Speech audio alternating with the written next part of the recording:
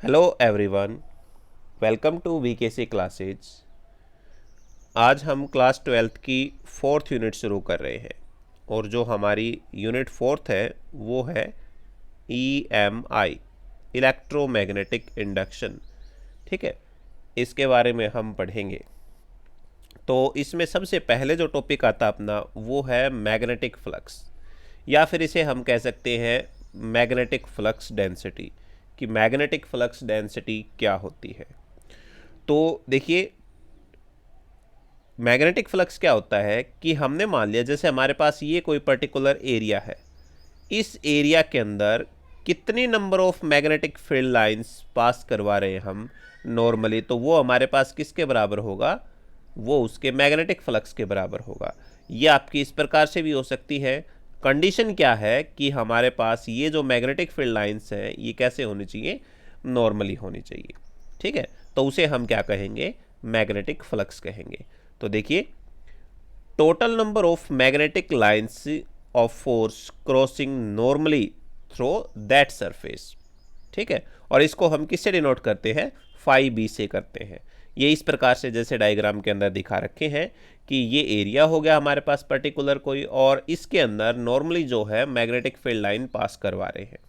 ठीक है, और ये बता रखा है यहाँ पर जैसे कि एक स्मॉल सरफेस एरिया लिया है एस से, एन जो है वो यूनिट वेक्टर है जो कि नॉर्मल है सरफेस के ऊपर, और थीटा जो है वो एंगल है यूनिट वेक्टर और डायरेक्शन ऑफ मैग्नेटिक फील्ड के बीच में। ठीक है, एन यूनिट वेक्टर और जो डायरेक्शन है हमारे पास से यानी मैग्नेटिक फील्ड है, दोनों के बीच का जो एंगल है वो क्या है, थीटा है। ठीक है, तो उस टाइम मैग्नेटिक फ्लक्स देखें तो कितना हो जाएगा इस लूप के द्वारा, तो वो फाई बी से हम डिनोट करेंगे। ठीक है, और ये हो जाएगा बी डॉट एस, और वेक्टर नोटेशन है हमारे पास दोनों ये, तो इसका मतलब कॉस थीटा आ जाएगा, B dot S cos theta. तो हम इसको क्या लिख सकते हैं, बी कॉस थीटा इंटू में एस के बराबर हो जाएगा। ठीक है, ये हमारे पास मैग्नेटिक फ्लक्स हो जाएगा। ये दिखा रखा जैसे यहाँ पर ये एरिया हो गया। ठीक है, और ये है हमारे पास मैग्नेटिक फील्ड, और ये हमारे पास एन यूनिट वेक्टर। तो थीटा जो है मैग्नेटिक फील्ड और यूनिट वेक्टर के बीच का एंगल है। तो इसके अलोंग हमारे पास कौन सा हो गया, कॉस कंपोनेंट, और ये जो हो गया वो कौन सा हमारे पास से साइन कंपोनेंट हो गया। ठीक है, तो इसको हम कैसे लिख सकते हैं, बी एन डॉट एस भी लिख सकते हैं। ठीक है, तो देखो मैग्नेटिक फ्लक्स की दूसरी डेफिनेशन भी यहाँ से कह सकते हैं कि it is the product of area of surface and component of magnetic field normal to surface. ठीक है, किस किस का प्रोडक्ट है ये, एक तो एरिया का, और दूसरा जो कंपोनेंट है मैग्नेटिक फील्ड का जो कि सरफेस के नॉर्मल है, तो उन दोनों का डॉट प्रोडक्ट भी हमारे पास क्या होता है, मैग्नेटिक फ्लक्स होता है।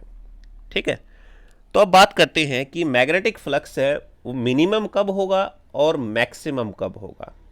ठीक है, तो देखो जब हमारे पास यूनिफॉर्म मैग्नेटिक फील्ड होता है और वो नॉर्मल होता है प्लेन ऑफ सरफेस के, यानी थीटा हमारे पास कितना हो, 0 डिग्री हो, तो उस केस में मैग्नेटिक फ्लक्स क्या होगा, देखिए B dot S, cos cos कितना हो गया, 0 हो गया, और अगर कॉस 0 हो गया तो हमारे पास मैग्नेटिक फ्लक्स कैसा होगा, मैक्सिमम होगा। कॉस 0 1 के बराबर होता है, यानी फाइव बी किसके इक्वल आ गया, बी डॉट एस के बराबर आ गया। ये इस प्रकार से ये इसका डायग्राम हो जाएगा। ठीक है, ये हमारे पास पर्टिकुलर एरिया है और एन यूनिट वेक्टर और मैग्नेटिक फील्ड जो है दोनों के बीच में एंगल कितना है, 0 डिग्री है। ठीक है, तो यहाँ पर देखें तो मैग्नेटिक फ्लक्स कैसा होगा, मैक्सिमम होगा। ठीक है, ये बता रखा है maximum number of line of force passing normally through given surface, तो इस सरफेस के अंदर maximum number of magnetic field lines pass करेंगी जब हमारे पास थीटा कितना होगा, 0 होगा। और दूसरे केस में अगर बात करें कि थीटा हमारे पास 90 डिग्री हो जाए, ठीक है, थीटा यदि 90 है तो उसका मतलब क्या हो गया कि जब यूनिफॉर्म मैग्नेटिक फील्ड है पैरेलल हो सरफेस के, ये बीच में हमारे पास ये पूरा सरफेस हो गया, और magnetic flux magnetic field lines है वो क्या है, इसके पैरेलल है कुछ इस प्रकार से।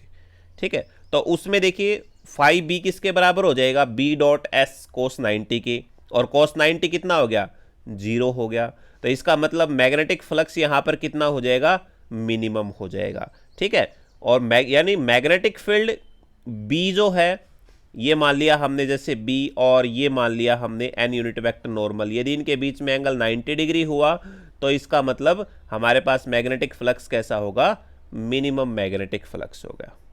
ठीक है, आगे बात समझ में, शाबाश। चलो दूसरा देखते हैं। अब बात करते हैं कि मैग्नेटिक फ्लक्स डेंसिटी या मैग्नेटिक फील्ड इंटेंसिटी, या फिर हम कह सकते हैं मैग्नेटिक इंडक्शन, जिसको बी से हम डिनोट करते हैं, तो वो हमारे पास किसके बराबर आ गया, phi B is equal to B dot S के बराबर। जैसे मैग्नेटिक फ्लक्स अभी निकाला हमने, यहाँ से मैग्नेटिक फील्ड निकाले तो किसके बराबर हो जाएगा, magnetic flux divide by area जो हो गया। ठीक है, यानी magnetic flux per unit area, surface area, हम क्या कह सकते हैं, मैग्नेटिक फ्लक्स डेंसिटी या मैग्नेटिक इंडक्शन या फिर मैग्नेटिक फील्ड इंटेंसिटी हो जाएगी हमारी। ठीक है, magnetic flux traversing normally per unit surface area. ठीक है, मैग्नेटिक फ्लक्स की जो यूनिट होती है वो होती है वेबर, जिसको WB से हम लिखते हैं। ठीक है, और मैग्नेटिक फील्ड जो किस में मेजर करते हैं, वो टेस्ला के अंदर मेजर करते हैं, या फिर वेबर पर मीटर स्क्वायर। ठीक है, टेस्ला बोल दो या फिर वेबर पर मीटर स्क्वायर बोल दो, और ध्यान रखना मैग्नेटिक फ्लक्स को वेबर में और मैग्नेटिक फील्ड को वेबर पर मीटर स्क्वायर के अंदर। ठीक है, magnetic flux should be measure in weber और tesla metre square. Magnetic flux को क्या बोल सकते हैं, टेस्ला मीटर स्क्वायर। यानी अगर पूछ ले आपसे कि बताओ भाई कि 1 वेबर मैग्नेटिक फ्लक्स किसके बराबर होगा, तो 1 कब होगा, जब हमारे पास देखो फाई किसके इक्वल था, हमारे पास फाई बी अगर कह दें हम, तो ये था बी डॉट एस के बराबर। ठीक है, और इसकी यूनिट हो गई मैग्नेटिक फ्लक्स की हो गई जो वेबर है आपके पास WB। ठीक है, और मैग्नेटिक फील्ड की हो गई टेस्ला, और सरफेस एरिया की जो है वो है मीटर स्क्वायर। तो ये क्वांटिटी 1 कब होगी, जब आपके पास ये भी 1 हो और ये भी 1 हो। ठीक है, उस टाइम हम कहेंगे मैग्नेटिक फ्लक्स कैसा है, 1 वेबर होगा। यानी सरफेस एरिया जो हमारे पास कितना हो, 1 मीटर स्क्वायर, और मैग्नेटिक फ्लक्स कितना, मैग्नेटिक फील्ड जो है वो आपके पास कितना हो, 1 टेस्ला हो, तो हम कहेंगे कि हमारे पास 1 वेबर मैग्नेटिक फ्लक्स है। ठीक है, तो देखो magnetic flux link with surface area of 1 metre square when hold normally inside uniform magnetic field 1 tesla. ठीक है, हमारे पास मैग्नेटिक फील्ड कैसा हो, 1 टेस्ला हो। इसकी सीजीएस यूनिट क्या होती है, देखिए मैग्नेटिक फ्लक्स की जो सीजीएस यूनिट होती है वो होती है मैक्सवेल, और 1 मैक्सवेल किसके बराबर होगा, 1 मैक्सवेल होगा 1 गॉस मैग्नेटिक फील्ड हो और एरिया कितना हो हमारे पास 1 सेंटीमीटर स्क्वायर, तो उस केस में हम कहेंगे 1 मैक्सवेल मैग्नेटिक फ्लक्स होगा। अब बात आती है कि जो मैग्नेटिक फ्लक्स की यूनिट है वेबर एसआई सिस्टम में, और सीजीएस के अंदर अगर देखें तो वो क्या है, मैक्सवेल है। तो दोनों के बीच में क्या रिलेशन है, तो देखिए 1 वेबर किसके बराबर हो गया, 1 टेस्ला इंटू में 1 मीटर स्क्वायर, और यहां से 1 टेस्ला किसके बराबर होता है, 1 टेस्ला होता है 10⁻⁴ गॉस के बराबर। ठीक है, 1 टेस्ला किसके बराबर होता है, 10⁻⁴ गॉस, और 1 मीटर स्क्वायर, तो 1 मीटर में 100 सेंटीमीटर होते हैं, उसका स्क्वायर है तो कितना हो जाएगा, 10⁻⁴ आ जाएगा इसमें। यानी 1 वेबर किसके बराबर हो गया आपके पास, 10⁸ मैक्सवेल के बराबर हो गया। ये रिलेशन जो है कई बार न्यूमेरिकल प्रॉब्लम में काम आता है। ठीक है, अब बात करते हैं डायमेंशन फॉर्मूला क्या होगा मैग्नेटिक फ्लक्स का।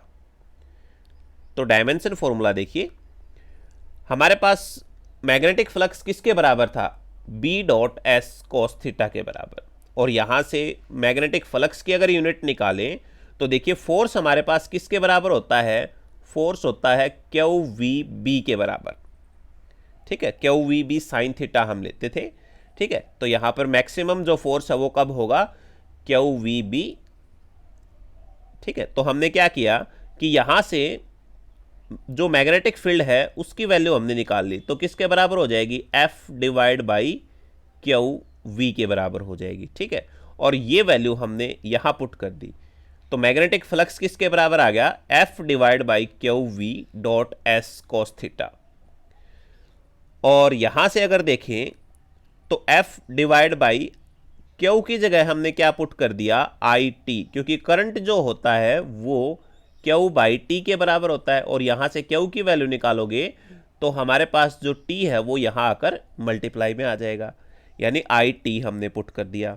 ठीक है, अब फोर्स का देखें तो M1 L1 T माइनस 2, ये हमारे पास से फोर्स का डायमेंशन फॉर्मूला हो गया। ठीक है, और एरिया जो है, एरिया का क्या हो जाएगा, लेंथ का स्क्वायर हो जाएगा, एल स्क्वायर। फिर बात करते हैं आई की, करंट, करंट का क्या हो जाएगा, ए टी, और ये जो है सॉरी करंट का एम्पियर हो गया और टाइम का हो गया टी जैसे। ठीक है, और वेलोसिटी, वेलोसिटी का हो गया एल टी माइनस 1। आगे बात समझ में। फोर्स का हो गया M1 L1 T माइनस 2, जो एरिया है एस उसका हो जाएगा एल का स्क्वायर, करंट का हो गया एम्पियर, और ये टाइम जो दे रखा है उसके लिए टी आ गया, वेलोसिटी का होता है एल टी माइनस 1। तो इसमें सारी टर्म को आप ऊपर लेके चले जाओ। ठीक है, तो देखिए एक आपके पास ये टी पॉजिटिव है और ये आपके पास नेगेटिव, तो कैंसिल आउट हो गया। ठीक है, ये वाला एल जो है इस एल के साथ कैंसिल आउट हो गया। अब ए बच गया, ए ऊपर जाकर माइनस का हो जाएगा, यानी ऊपर क्या क्या बच गया, M as it is, L2 as it is, T minus 2 as it is, और A जो है ये नीचे था तो ऊपर जाएगा तो -1 हो गया। ठीक है, यानी हमारे पास डायमेंशन फॉर्मूला क्या आ गया मैग्नेटिक फ्लक्स का, M1 L2 T minus 2 A minus 1। ठीक है, ये भी एक नंबर में पूछा जाता है, ये बता रखा है कि आपके पास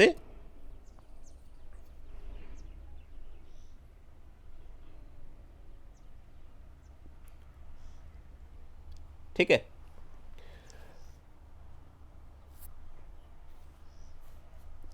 तो देखिए अब SI यूनिट जो होती है मैग्नेटिक फ्लक्स की, वो यहां देखें इसके अकॉर्डिंग, तो देखो ये हो जाएगी आपके पास वोल्ट सेकंड। ठीक है,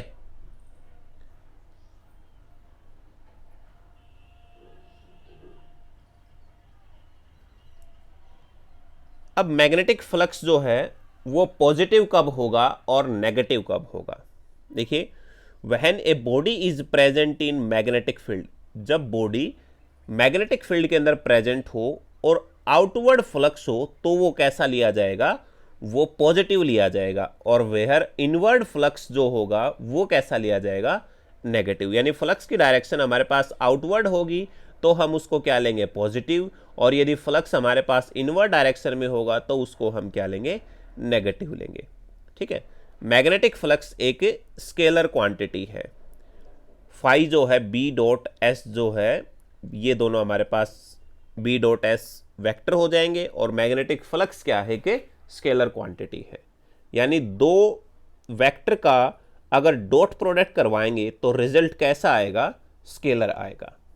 ठीक है, तो ये जो टॉपिक था आज का अपना, ये मैग्नेटिक फ्लक्स के बारे में था।